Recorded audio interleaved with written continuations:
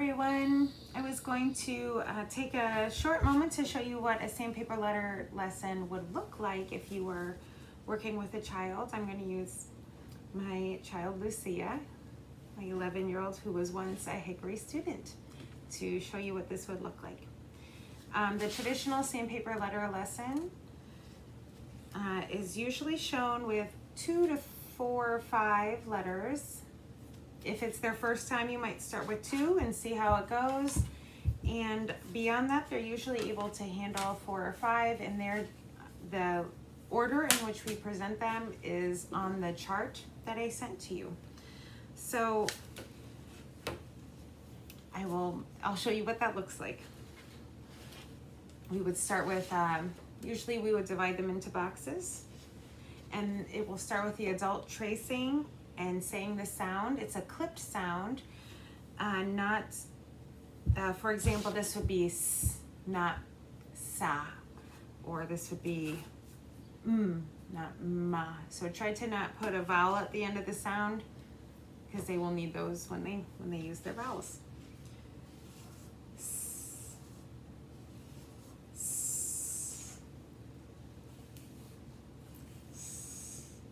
And you'll ask the child to repeat it.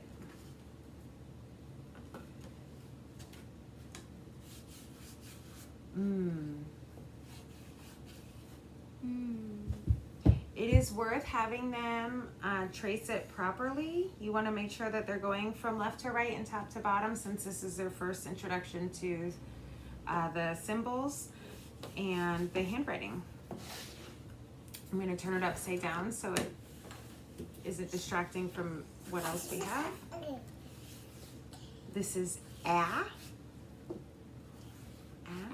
Can you do it again? A. All right, and this is t. T. T. T. Great. So after they were able to do that, we would move on to what we call the second period, which is being able to identify the letters, among others, by selecting it. We turn them over, and the most basic way to do this is to say, point to point to s, point to a, point to t. Great. If they're able to do that, you can move on. If they're not, it's okay to say, oh great, thank you. We'll do this again another time. Or you can continue to work on introducing, but it's just showing if they had retained that first part of the lesson. If they are not retaining it, it can be a time. We use objects. There's a table, an apple, a monkey, and a seal. These are a big part of the appeal of the work, and they really enjoy using them. If they have not gotten the second period, I might show them now. But if they have, I might show them at the end. Because they will give a cue. So I'm going to go ahead and show the third period, and then show how you could use those in a minute. The third period would be, what is this? Which one's this? Which one's this? In its most basic form. So we do a couple things in the classroom to make this more interesting and more fun for the children. When we are asking them to identify a letter, we might say, find S and put it on your head.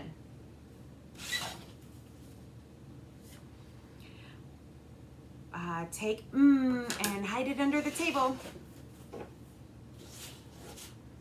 Take A and put it on my hand. Take T and put it on my other hand and make me a tree.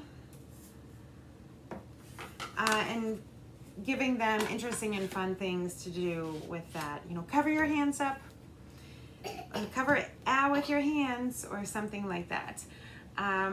Another way to do the third period, and they love this, I want to show you, is to flip them all over, and we play the knock knock game. You might say knock knock, who's there? there. That's right.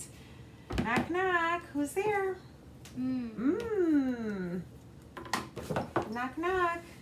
Who's there? Ah. So this is just one of the ways we turn that third period into a game. At this point, all the kids would like to see the objects or some cards or things that start with that, if that is part of your work. And you could say, I have an apple.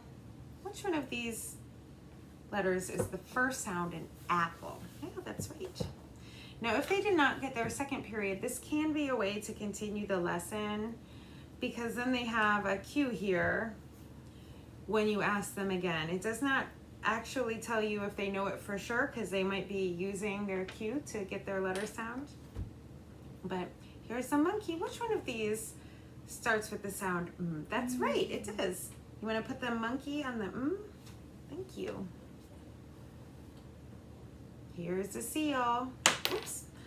There it goes. Which one of these? So this can be a fun part. Here's a table.